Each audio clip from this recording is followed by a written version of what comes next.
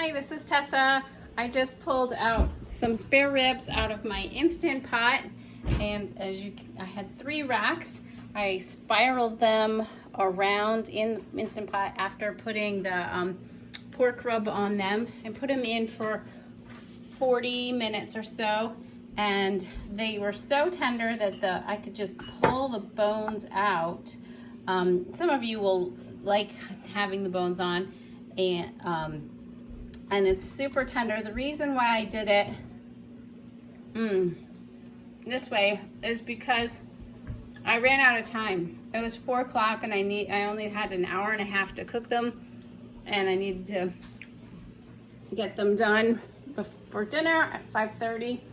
And it takes about 2.5 hours to do them in the oven, but that gives you more of a caramelized action on the spare ribs, and the fat melting off into the pan.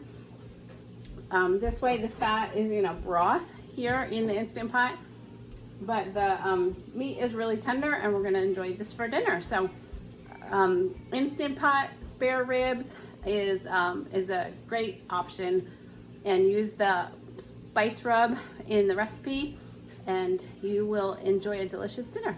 Bye.